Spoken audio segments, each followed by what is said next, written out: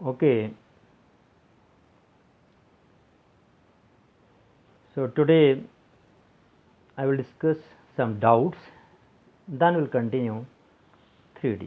एक डाउट काव्या जी ने पूछा था कि एक कर्व है by equals to x cube and its slope of the tangent is equals to its by coordinate, then find the point.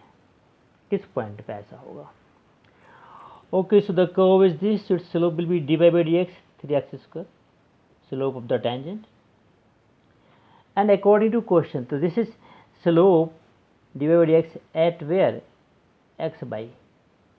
तो ये स्लोप इसके बाई कोऑर्डिनेट के बराबर है according to question 3x square equals to y. This slope is at x y. तो इसका by coordinate कौन है? बाई. ये स्लोप बाई कोऑर्डिनेट के बराबर है, means 3x square equals to y. अब 3x square equals to y एक इक्वेशन बन गया इस कंडीशन से, and y equals to x q. So y की जगह पे ये वैल्यू एक्स क्यू हम यहाँ रख देते हैं. So from first and second equation x cube equals to 3x square, यहाँ लिया x square common, x minus 3 equals to 0 means x equals to 0 और x equals to 3. When x equals to 0 so y equals to 0. When x equals to 3, so 3 square into 3, 9, 27, y equals to 27. Means the points are 0, 0 and 327. इस curve पे दो point ऐसे हैं 0, 0 और 327 जहाँ slope by coordinate के बराबर है. देखो बाई कोऑर्डिनेट 27 है, ठीक है. और यदि हम यहाँ पर बाई की वैल्यू 3 रख दें, x की वैल्यू 3 रख दें तो 27 आ रहा है. सेकेंड क्वेश्चन आपने पूछा था इसी में, find the point on this curve at which tangent passes through origin. ठीक है, एक कोई कर्व है जिसकी उस कर्व पे एक पॉइंट ऐसा है या एक से ज़्यादा पॉइंट ऐसे हैं जहाँ से जाने वाली टेंजेंट ओरिजिन से भी पास होती है. तो कर्व का हमें वो पॉइंट पता करने हैं. Let A x1 by 1 is the point on the curve, इस कर्व पर at which tangent passes through origin. हमने कर्व पर कोई पॉइंट मान लिया x1 by 1. तो मतलब ओ ए ये टेंजेंट है, ठीक है. तो ओ ए की स्लोप क्या हुई? स्लोप ऑफ वे, जब दो पॉइंट दिए रहते हैं तो by 2 minus by 1 upon x2 minus x1 means by minus 0 upon x minus 0 means by 1 minus 0 upon x1 minus 0 means by 1 upon x1. अच्छा, और दूसरी मेथड स्लोप ऑफ टेंजेंट कैसे निकालते हैं? डेरिवेटिव करके. तो d y by d x equal to ये बन जाएगा 12x square minus 10x to the power 4. तो eight x1 by 1 x by की जगह x1 बाई 1 डाल देंगे तो स्लोप बन जाएगी 12x1 square minus 10x1 to the power 5. अब ये स्लोप भी इसकी है, टेंजेंट की स्लोप है, और ओ यहाँ से निकाली तो ये भी यही है. ये दोनों स्लोप आपस में क्या है? सेम है. ये भी ओ ए की स्लोप है, ये दो पॉइंट फार्मूले से निकाली, ये डेरिवेटिव से निकाली. So both we can equate. So y1 one upon x1 equal to 12x1 square minus 10x1 to the power 4.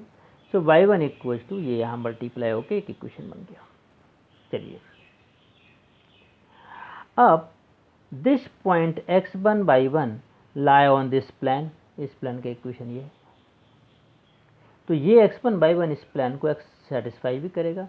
Means in place of x by you can put x1 by 1.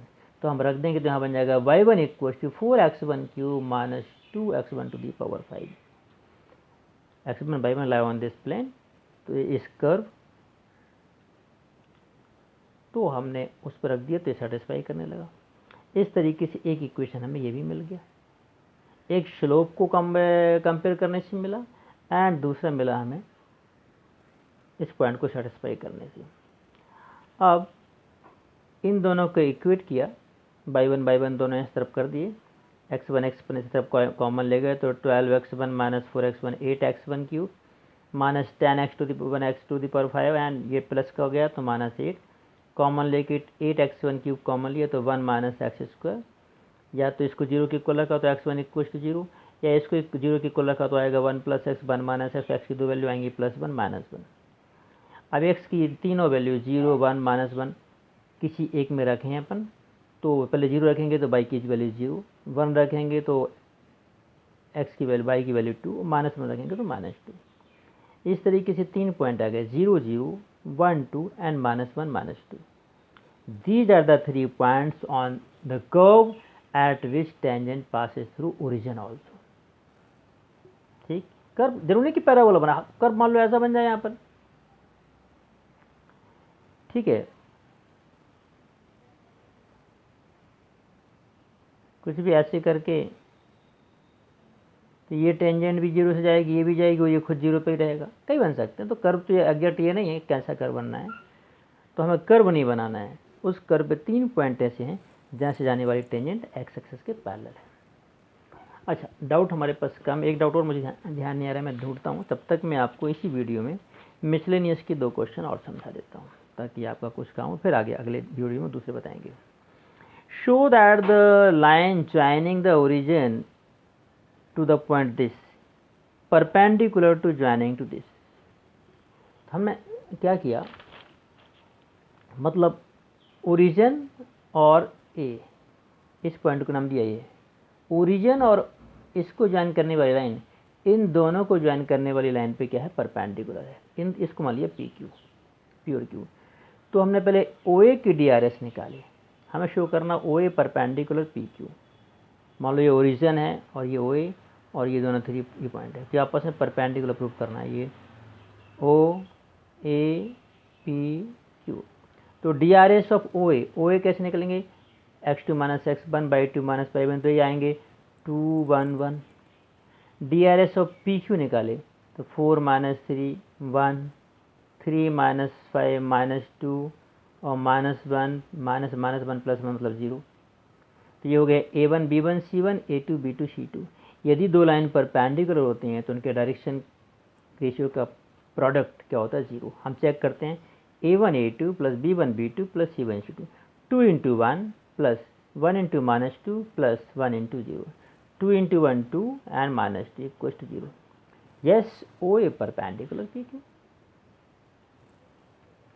अगला question में बोल रहे हैं कि show that if L1 M1 N1 L2 M2 N2 are the direction cosines of two mutually perpendicular lines। Mutually perpendicular मतलब एक दूसरे पर परपेंडिकुलर लाइन है, तो हमें बताना है direction ratio of the line which is perpendicular to both, यानी इन दोनों लाइन पे परपेंडिकुलर कोई एक लाइन ऐसी है, उसके डायरेक्शन रेशियो ये होंगे M1 N2 minus M2 N1 N1 L2 minus N2 L1 like this. हमने क्या किया कि चूंकि हमें गिवन कंडीशन ये दोनों लाइन आपस में क्या है, परपेंडिकुलर है, इसका मतलब है L1 L2 plus M1 M2 plus N1 N2 कुछ भी क्या होगा, 0, और L1 square plus M1 square plus N1 square कुछ to 0, L2 square plus M2 square plus N2 square कुछ टू 1। सॉरी, ये सब लिख के रख लेना है, जरूरत देखते हैं किसकी पड़ती है। हमने मान लिया let the DRS of the let the direction cosine DCS of the required line, जो हमारी लाइन जो परपेंडिकुलर है इन दोनों लाइन पर, ठीक है, उसकी DRS हमने मान ली क्या, L M N। तो ये है L1 M1 N1, ये है L2 M2 N2। अब इसके परपेंडिकुलर है तो L1 L2 plus L L1 plus M M1 plus N N1 equal to क्या होगा, 0। और ये इस पे भी परपेंडिकुलर, तो इससे भी रिलेशन बनेगा L L2 plus M M2 plus N N2 equal to 0। Then by cross multiplication method, L M N मतलब क्या है, वेरिएबल है, इनको x by z मान लें, तो कैसे निकाल देते, ये छोड़ देंगे M1 N2 minus M2 N1 A1 B2 plus B2 C1 like this. फिर M अपॉन तो M ए छोड़ देंगे, ठीक है ना, ये छोड़ देंगे यहाँ पे L2N1 माइनस L1N2, ठीक है। और n अपॉन n में यहाँ के छोड़ देंगे L1M2 माइनस L2M1, ऐसा रेशियो बनेगा। तो ये हो गया A, ये हो गया B, ये हो गया C। L upon A equal to M upon B upon equal to N upon C, मतलब A B C हो गया। तो clearly M1N2 minus M2N1, L2L1 minus N2L1, ये क्या बन गए? Direction ratios. ये क्या है? डायरेक्शन रेशियोज है। तो ये हम पहले पढ़ चुके थे और हम अगले वीडियो में कुछ और क्वेश्चन डिस्कस करने जा रहे हैं। नाउ अब हम डिसाइड करते हैं सैटरडे को हम डाउट सॉल्व के लिए क्या करेंगे। तो आपको अपने डाउट्स पहले से भेज देना है किसी भी चैप्टर से। बाकी दोनों में हम वही चैप्टर डिस्कस करेंगे जो हो रहा है, बाकी सैटरडे को हम सिर्फ अदर चैप्टर्स के डाउट सॉल्व किया करेंगे। Okay, thank you very much.